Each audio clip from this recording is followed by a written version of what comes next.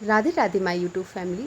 आज का ब्लॉग बहुत ही खास है, तो वीडियो के अंत तक बने रहें और पूरा वीडियो ज़रूर देखें। हमारा प्यारा सा छोटा सपनों का घर।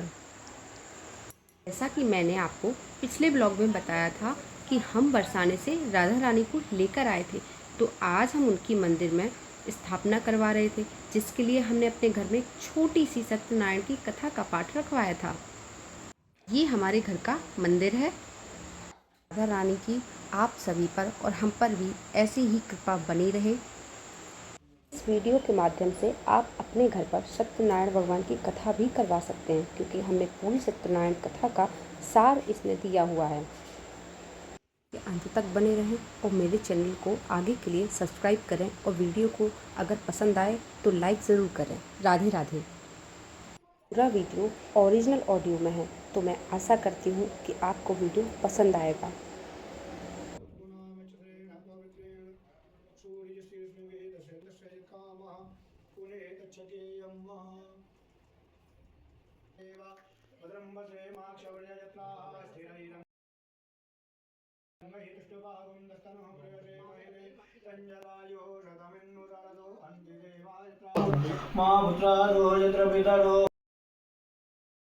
भवन्ति मानो मदिभ्यो नमः। ओम ग्राम देवताभ्यो नमः। ओम वास्तु देवताभ्यो नमः। ओम स्थान देवताभ्यो नमः। ओम सर्वेभ्यो देवेभ्यो नमः। ओम सर्वेभ्यो ब्राह्मणेभ्यो नमः। ओम एतत् कर्म प्रधान देवता श्री भगवत विष्णवे नमः। अतिसंकल्प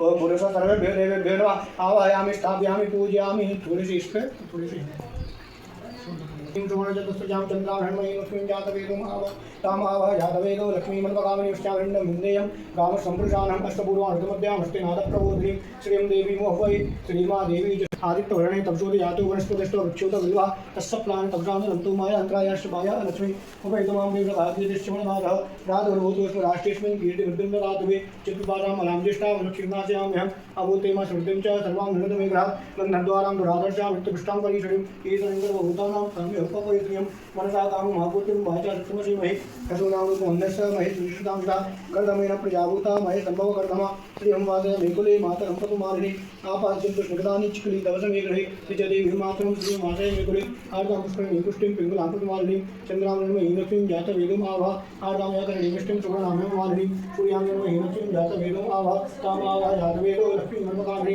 यस्यामन्नसूतं भावो दर्शेषणं देयं पुरुषाणं यस्य भूत्वा जो याताज्यमनुहं भूतं पञ्चदशर्जं च श्रीकामशतकं जपेत हरे ओम भूर्भुवः नमस्ते प्रदामदे जतानः सर्वविदचुकं कमलादर अधवो च देवता प्रथमो देव्यो विभव अहि च सर्वाजं मय सर्वाजनान्य धराजीः परासुरा असौ जष्टामो अरुण असौ प्रभो सुमङ्गलः देशैन कुम्भृता अभितोषकृतः सहस्रो वै काकुमेर इमै अतौ जोवसपतने लक्रेपो विलोहितः सुदैरङ्गो वा वृषन्वदृशन्नुतः सविष्टो प्रणयादिनः नमोऽस्तु निहिलग्रीवा सहस्राक्ष यमीदके अतोजे असुतानो हन्तेभ्यो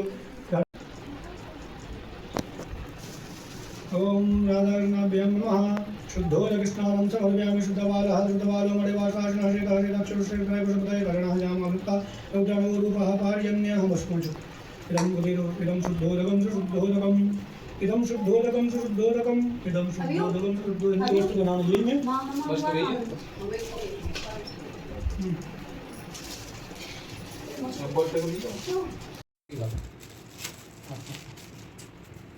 यस।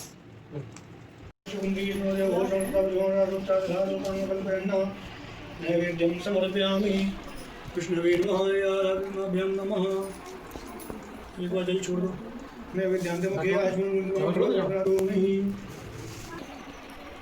स्थान देवता पूजनम। से क्या देख रहे हो, नज़र नहीं हट रही है तो बस जाइए और कमेंट बॉक्स में लिख दीजिए राधे राधे। जल्दी से वीडियो को लाइक भी कर दीजिए, अभी हमें आगे की पूजा भी तो करनी है ना। का बहुत समय पहले नियमित सारण तीर्थ में सोने का ऐसा भी तब बताई, जिसके करने से थोड़ी समय पुण्य प्राप्त हो तथा मनोवांछित कभी मिले।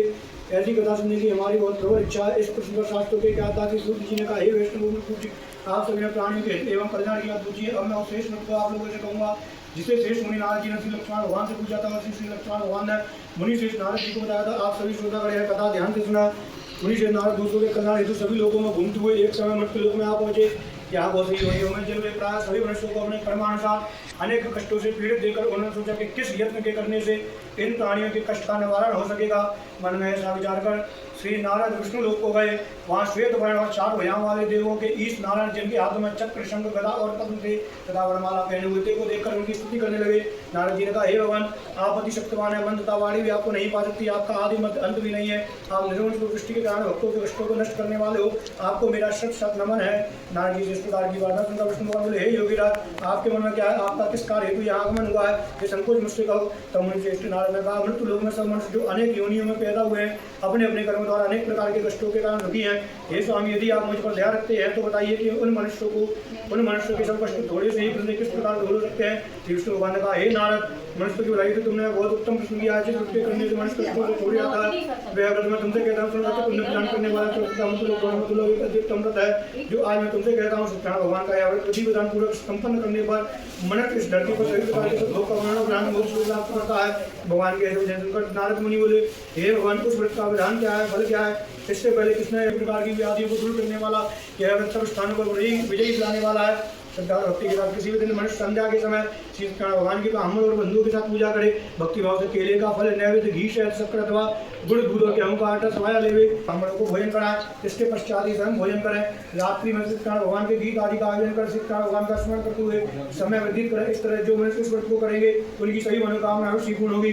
विशेष रूप से कलयुग में लोक में यही एक ऐसा उपाय है जिससे अल्प समय और कम धन में महान पुण्य की प्राप्ति हो सकती है। वो सत्यनारायण भगवान की उनका इतिहास में आप सबसे कहता हूँ, आप सब ध्यान से सुनो। अति सुंदर काशीपुर नगरी में गति नगर ब्राह्मण वास करता था। वह भूगर्भ व्यास वेजन होकर हर समय दुखी रहता था। ब्राह्मणों से प्रेम करने वाले श्री विष्णु भगवान ने उसको दुखी देखकर एक दिन पूरे ब्राह्मण का वेश धारण करने पर ब्राह्मण के पास जाकर बड़े आदर से पूछा, हे ब्राह्मण, तुम हर समय दुखी होकर पृथ्वी पर क्यों घूमते हो?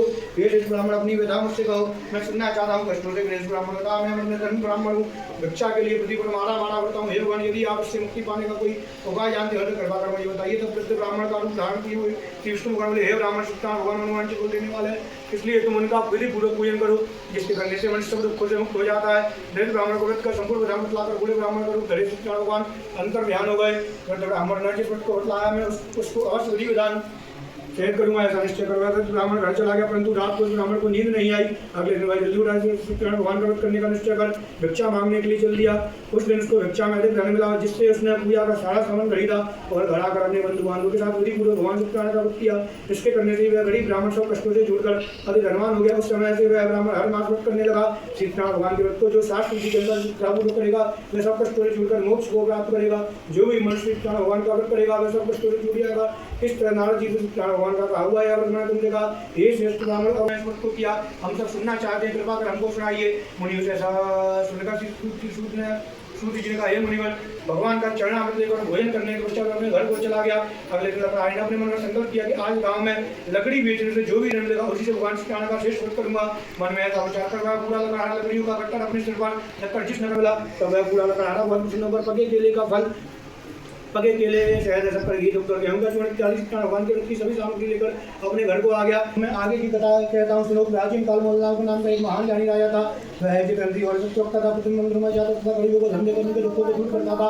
उसकी पत्नी कमल के समान सुंदर मुख वाली और सती साथी हरे तुम जय जगदीश हरे स्वामी जय। रघुनाथ हरे भक्त जनों के संकट दास जनों के संकट जड़ में दूर करे। हरिओम जय जगदीश। जो द्यावे फल पावे दुख बिन से मन का स्वामी, दुख बिन से सुख संपत्ति भरे आवे, धन संपत्ति भरे आवे, कष्ट मिटे तन कार्यो। जय जगदीश हरे। माता पिता तुम्हें शरण गाऊं मैं किसकी, स्वामी शरण गाऊं मैं किस, तुम बिने और न दूजा, प्रभु बिने और न दूजा, आस घरों में दिस। हरिओम जय जगदीश। तुम पूरण परमात्मा, तुम करयामी स्वामी, तुम अंतर पार ब्रह्म परमेश्वर, ईश्वर तुम सबके स्वामी हरि ओम जय जगदीश तुम करुणा के सागर तुम पालन करता स्वामी के वीडियो प्ले वीडियो चैनल को सब्सक्राइब करना ना भूलें।